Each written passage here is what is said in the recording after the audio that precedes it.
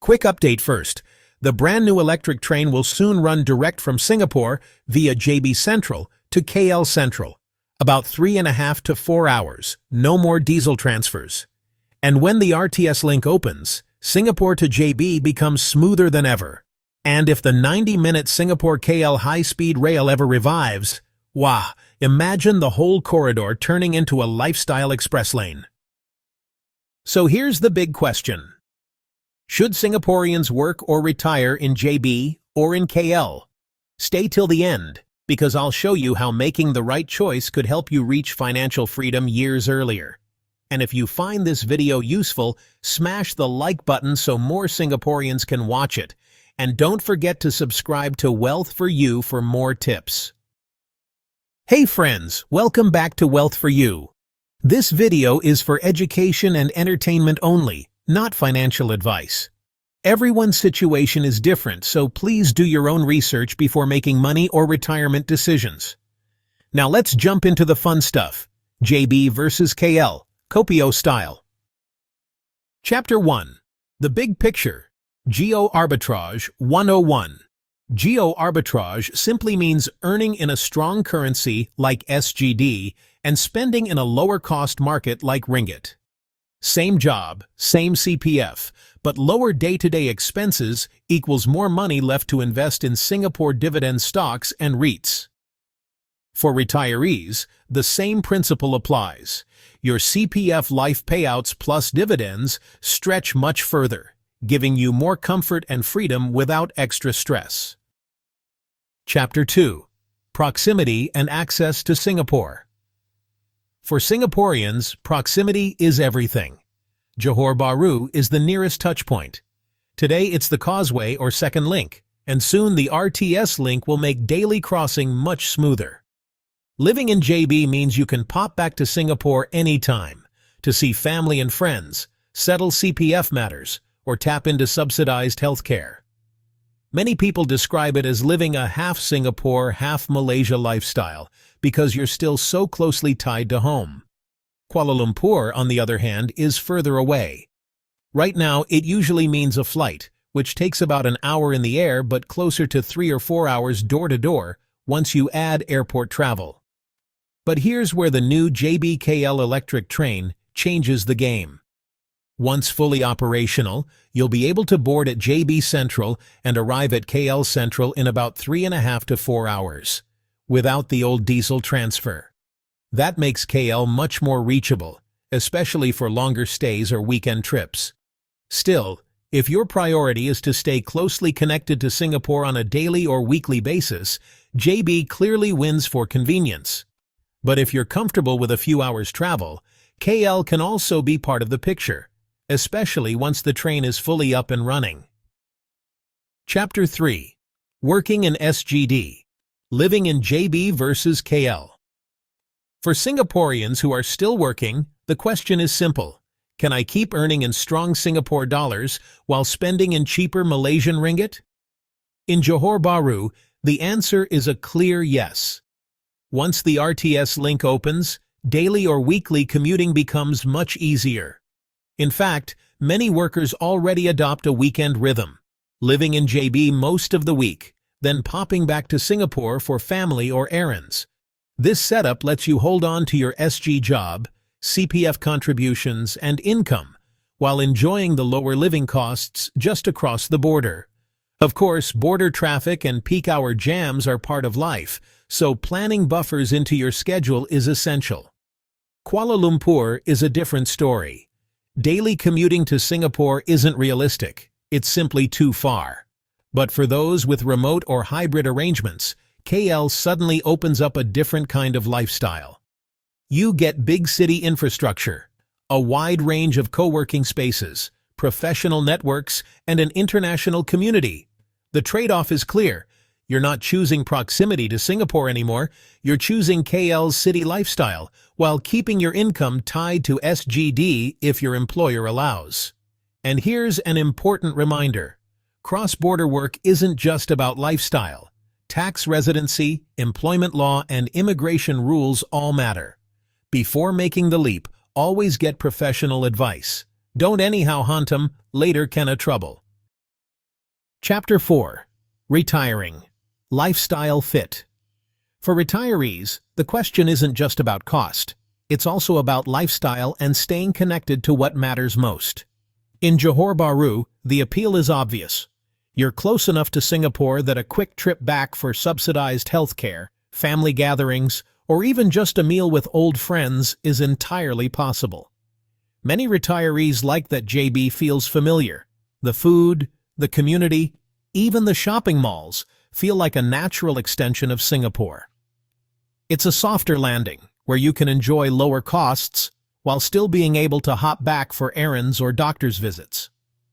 The trade-off, of course, is that JB is still a smaller city. The dining and nightlife options are growing, but they don't quite match the buzz of a capital city. Kuala Lumpur offers a different flavor altogether.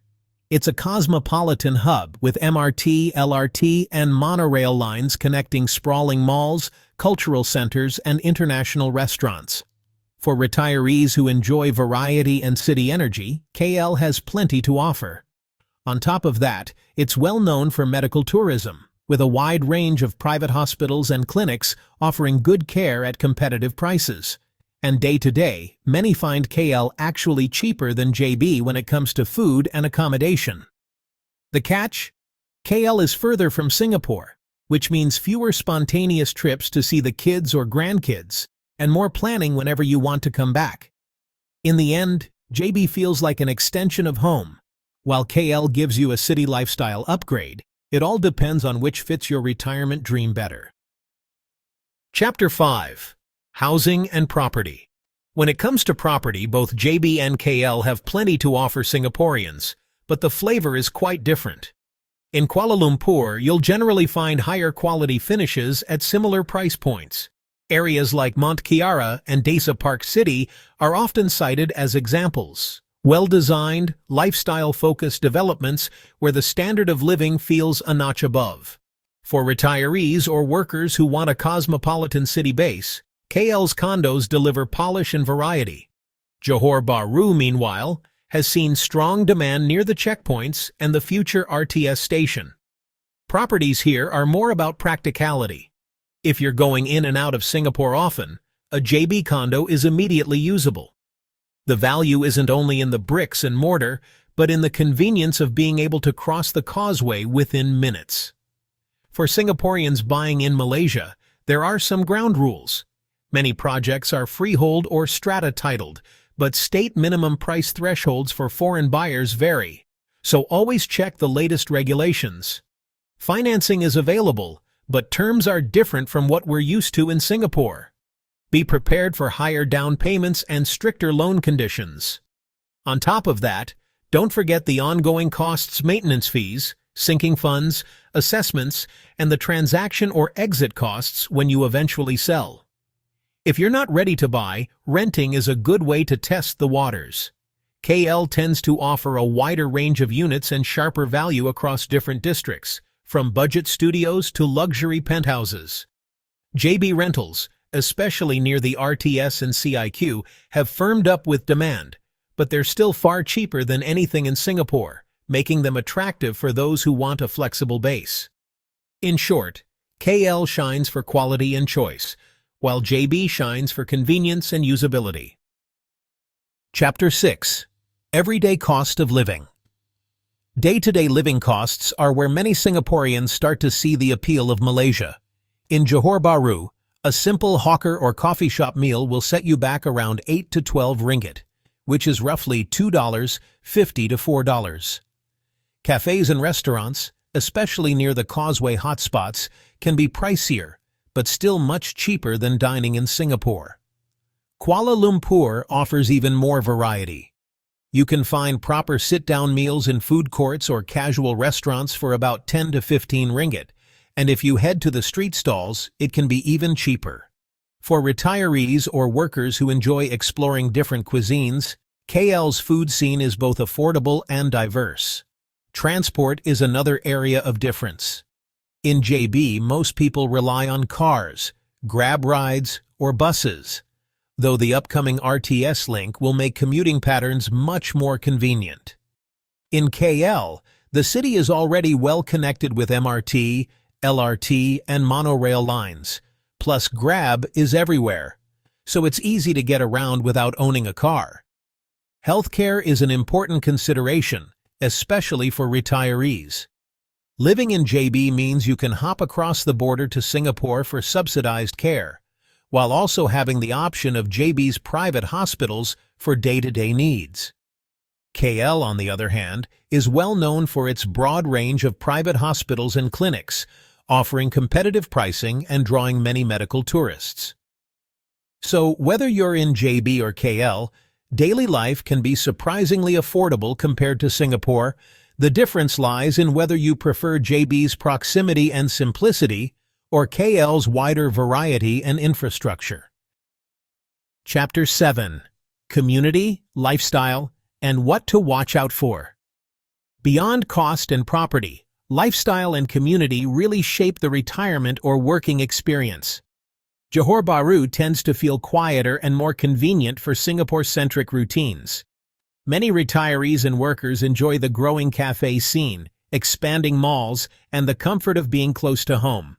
It's practical, familiar, and slowly becoming livelier, though it still carries a slower pace compared to the capital. Kuala Lumpur, by contrast, is all about the big city buzz. You'll find a diverse food culture, more international schools, constant events, and a cosmopolitan energy. For those who thrive on variety and vibrance, KL delivers far more activity and international flavor. Safety-wise, both JB and KL are like any other urban city, generally fine if you stay street-smart. Normal precautions apply, just as you would in Singapore or anywhere else. But lifestyle choices should always be balanced with caution.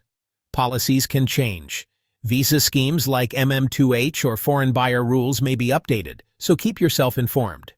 Currency swings between ringgit and Singapore dollar can also impact your budget, especially if you're relying heavily on Singapore income to cover Malaysian expenses.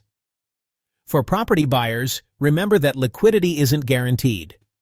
Buy only what you'll realistically use, and don't forget about transaction fees, maintenance, and exit costs when you eventually sell.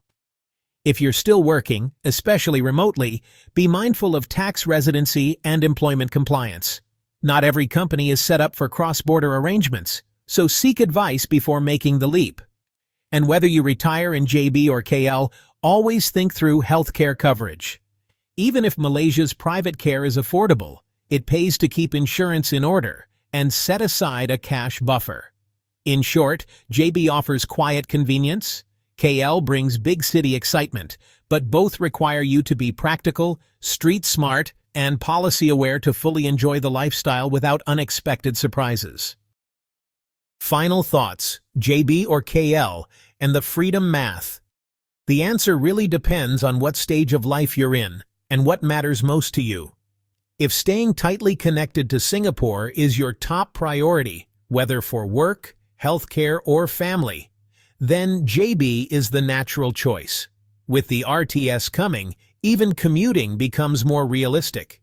JB feels like an extension of Singapore, just with cheaper meals and bigger homes. But if you crave a bigger city lifestyle, complete with MRT and monorail lines, a buzzing food and culture scene, and often lower day-to-day costs, then KL has the edge.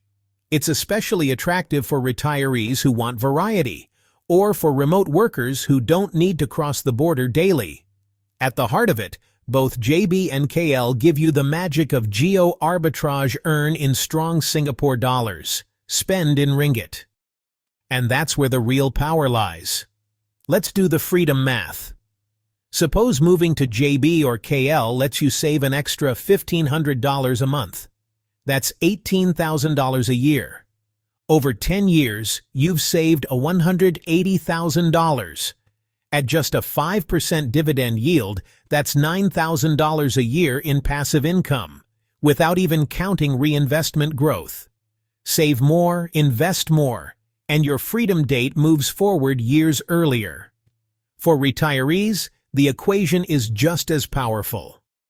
Lower living costs mean your CPF life payouts plus dividends stretch further, buying you more comfort, more experiences, and less stress.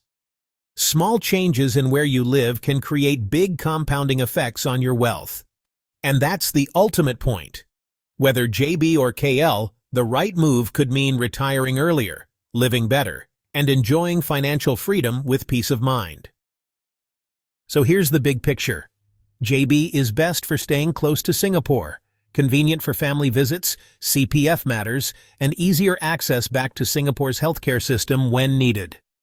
Just note, subsidies may differ depending on whether you're resident in Singapore, so always check the fine print before planning. KL is best if you want big city vibrance. With its wider public transport network, diverse food and culture, and often lower day-to-day costs, especially for dining and accommodation. For workers, JB makes sense if you're commuting or planning to use the RTS. KL suits those with remote or hybrid roles who want the energy and amenities of a capital city.